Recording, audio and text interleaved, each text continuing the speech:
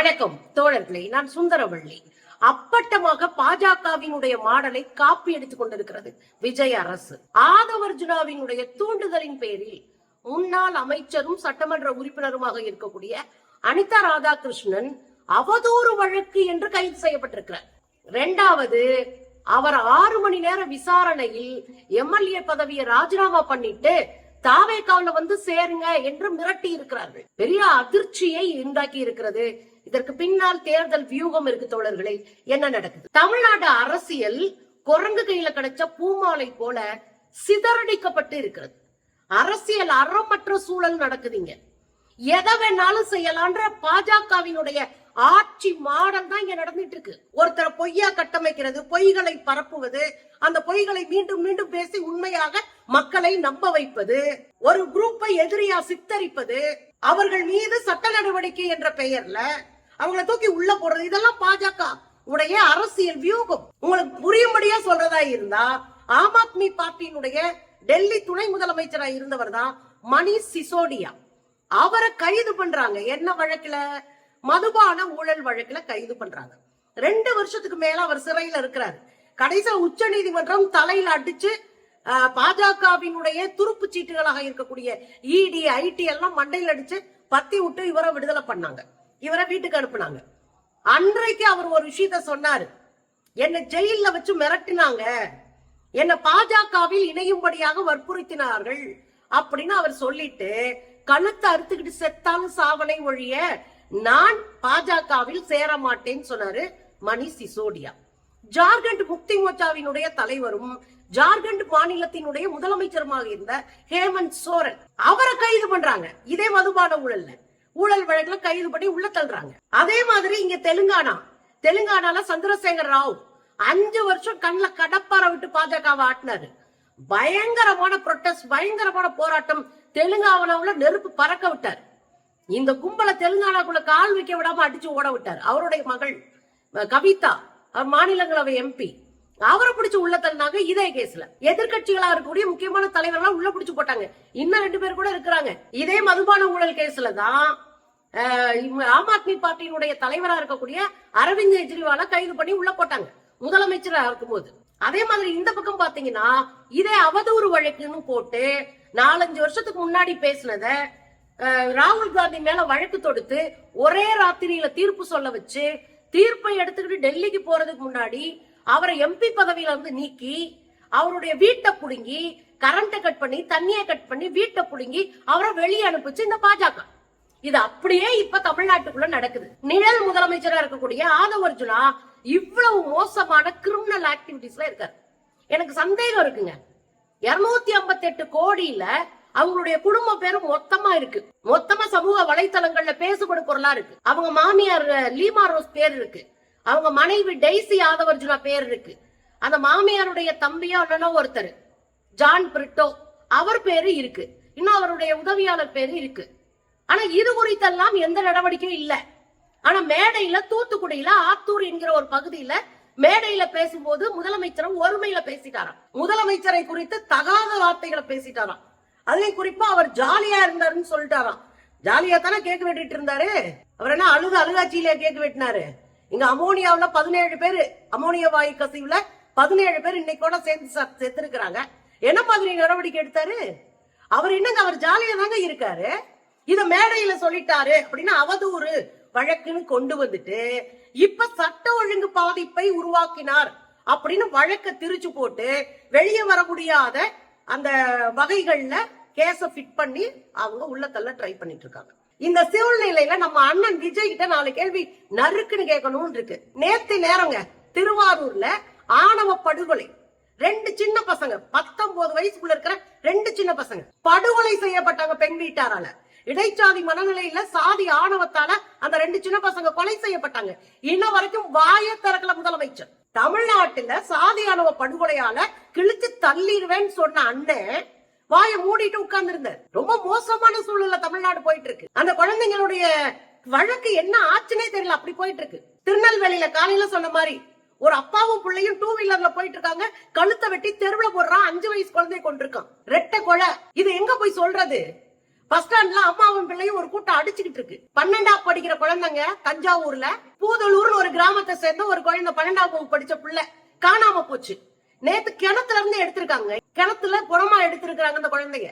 குமாரபாளையத்துல பாலியல் வல்லுறவு செய்யப்பட்டாங்கன்னு ஒரு 12 வயசு குழந்தைகிட்ட அபியூஸ் பண்ணிருக்காங்க யாரோ. அவங்க மேல புகார் கொடுத்தா ஆதாரம் கொடுங்கன்னு கேக்குது போலீஸ். அவங்களை எதிர்த்து களத்துல நின்று அந்த குடும்பங்கள், அங்க உறவினர்கள், அங்க தெருவுல இருக்கிறவங்க அத்தனை பேரும் போராட்டம் நடத்திட்டு இருக்காங்க. காவல்துறையை முற்றுகையிட்டு பாருங்களேன்.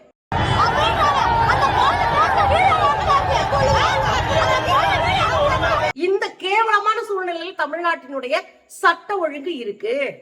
பெண்கள் வெளியே போக முடியல. ஏன் எதிர்கட்சி தலைவர்களே வெளியே நடமாட முடியல? இவ்வளவு மோசமான ஒரு அராஜகமான சர்வாதிகார போக்கு நிறைந்த ஒரு ஆட்சியை உத்தரப்பிரதேசம் கூட பார்த்திருக்காரு.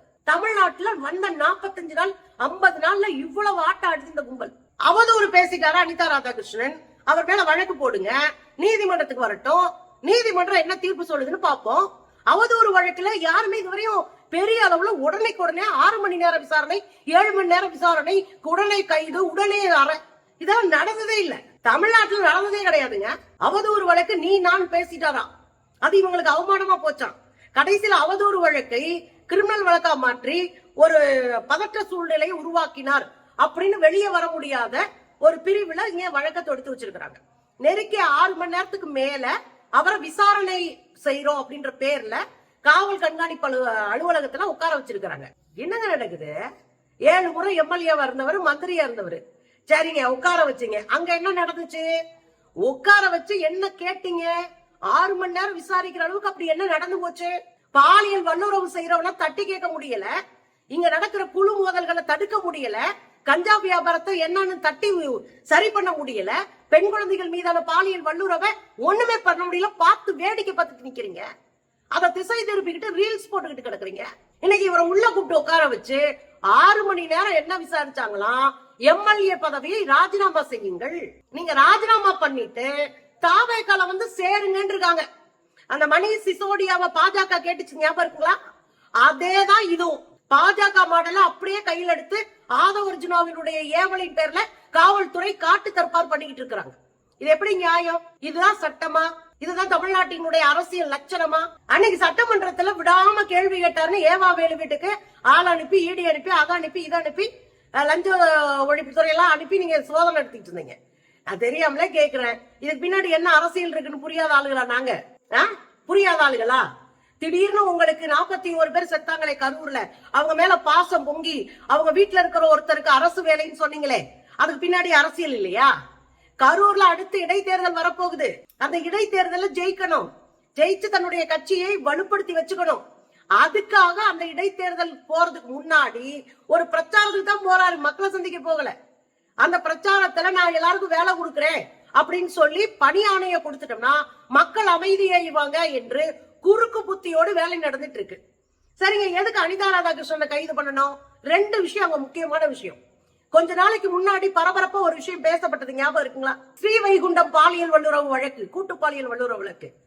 இதே தாவேகாவை சேர்ந்த பெண்ணை வேலை வாங்கி தரணும் கூட்டிட்டு போய் அவங்களுக்கு கூல் ட்ரிங்க்ஸ்ல மயக்க மருந்து கொடுத்து அவங்கள பாலியல் வல்லுறவு செய்து நாசப்படுத்தின பிறகு அந்த அம்மா வந்து கம்ப்ளைண்ட் கொடுக்கறாங்க. இந்த 2 இளைஞர்களை பாதுகாத்தது யார் அப்படின்னா ஸ்ரீவைகுண்டத்தினுடைய எம்எல்ஏவா இருக்கக்கூடிய சரவணன். அந்த சரவணன் அவர்கள் மீது இன்ன வரைக்கும் எந்த விதமான நடவடிக்கை இல்ல. ஆனா இந்த பாதிக்கப்பட்ட பெண்ணை கட்சியில இருந்து நீக்கி இருக்கிறாங்க. ரொம்ப நல்ல கட்சிங்க இது. அப்படியே பாஜக மாடலு. காயத்ரின்ற பொண்ணு விழுப்புரத்துல இருக்கக்கூடிய பாஜக தலைவர் மேல கம்ப்ளைண்ட் கொடுக்கும் போது அவரை பாதுகாப்பா வச்சுக்கிட்டு இந்த மாவை கழட்டி விட்டாங்க. இது அப்படியே பாஜக மாடல். அதுதான் அங்க நடக்குது. இப்ப அவங்களுக்கு என்ன பிரச்சனை இருக்கு? சரவணன் மேல பிரச்சனை இருக்கு. அப்ப சரவணனை காப்பாத்தணும்னா இங்க ஒரு குழப்பமான சூழ்நிலையை அந்த பகுதியில, தூத்துக்குடி பகுதியில ஏற்படுத்தணும். அதுக்காகத்தான் அதை மறந்துட்டு மக்கள் அனிதா ராதாகிருஷ்ணனை பத்தி பேசணும். அதுதான் இவங்களுடைய வேலை. 2வது, அப்பா சமுத்திரத்துல இடைத்தேர்தல் வருது. அனிதா ராதாகிருஷ்ணன் அங்க ஒரு ஸ்ட்ராங்கான ஒரு ஆளு. அப்ப இடைத்தேர்தல் அப்பா சமுத்திரத்துல வர்றதுனால அங்க ஜெயிக்கணும்னா அங்க அனிதா ராதாகிருஷ்ணன் இருக்க கூடாது. அவரை தூக்கிட்டோம்னா அங்க களப்பணி செய்யறதுக்கோ மக்கள் பணி செய்யறதுக்கோ இடைத்தேர்தலை ஸ்ட்ராங்கா நின்று அடிச்சு தூக்குறதுக்கோ ஆள் இல்லாம போகும். அதைத்தான் இவங்க எதிர்பார்க்கறானுங்க. 3வதா நீங்க பாத்தீங்கன்னா இந்த இடத்துல கரூர்ல நம்ம செந்தில் பாலாஜி அவர்கள் மேல வழக்கு தொடுத்து அவங்கள கைது பண்ண போறதா அடுத்து பேசிட்டு இருக்கானுங்க. ஏன்னா கரூர்ல அவர் ஒரு ஸ்ட்ராங்கான ஆளு. அதனாலதான் தாவேக்கா இவ்வளவு உள்ளடி வேலை பார்த்தும் கரூர்ல ஜெயிக்க முடியல. அப்ப கரூர்ல ஜெயிக்கணும், அந்த கொங்கு வட்டத்துல இருக்கக்கூடிய பெருந்துறை, தாராபுரம் இதுல எல்லாம் ஜெயிக்கணும்னா அங்க செந்தில் பாலாஜி இருக்கக்கூடாது. அதனால அவரை தூக்குறதுக்கான வேலைகள்லாம் அடுத்தடுத்து, அதுதான் முதல்ல தொடங்கின வேலையே. அப்ப எனக்கு என்ன கேள்வி இருக்குன்னா, இங்க மக்கள் குடிநீர் இல்லாம கஷ்டப்படுறாங்க, மின்சார வசதி இல்லாம கஷ்டப்படுறாங்க. நம்ம வீட்லயே இன்னைக்கு 5 தடவை மின்சாரம் போயிட்டு 1 மணி நேரம் 1/2 மணி நேரம் கழிச்சு வந்திருக்கு. அப்ப மின்சாரம் இல்லாத ஒரு வாழ்க்கை மக்கள் லீட் பண்ணிட்டு இருக்காங்க. தண்ணி இல்ல, குற்றச்செயல் மலிஞ்சு போயிருச்சு, வெளியே போக மக்கள் அஞ்சுகிறார்கள். இப்படியான சூழ்நிலையை மக்களை பாதுகாக்கிறத விட்டுட்டு தன்னுடைய ஆட்சியை, தன் அரசியலை வலுப்படுத்திக்கிறதுக்கும் தக்க வச்சுக்கிறதுக்குமான வேலைகளை குறுக்கு வழியில பாக்குறது என்ன மாதிரியான நியாயம்? இதை எப்படி மக்கள் அங்கீகரிப்பார்கள்? அப்ப மக்கள் ஒழுங்காயிரணும். அதிகாரம் எப்பவுமே மக்களுக்கு கீழே தான், மக்கள் சக்திக்கு கீழே தான் அதிகாரம். இந்த உலகத்தில் நடந்த சர்வாதிகாரங்கள் எல்லாம் ஒடுக்கப்பட்டது மக்களால் தான். மக்கள் அரசியல தெளிவா புரிஞ்சுக்கணும். எது நமக்கு சாதகமான சூழல்ன்றத முதல்ல மனசுல வாங்கிக்கணும். எந்த அரசியல் தமிழ்நாட்டுக்கு பாதுகாப்புன்றதையும் புரிஞ்சுக்கணும். அப்ப அதை நோக்கிய பயணமா இருக்கணும். இது போல இடையில வருகிற கும்பல்களுக்கு தமிழ்நாட்டு மக்கள் சரியான பாடம் நடத்தணும். இல்லன்னா இவங்க எல்லாம் ஆடி பாடி மண்டையில உட்காருவாங்க. அப்ப இடைத்தேர்தல இவங்களை சல்லி சல்லியா நொறுக்கிறதுல இவங்க ஆட்டத்தை புல் ஸ்டாப் வச்சு நிறுத்தணும். மக்கள் யோசிக்கணும். அதுதான் நான் சொல்றேன்.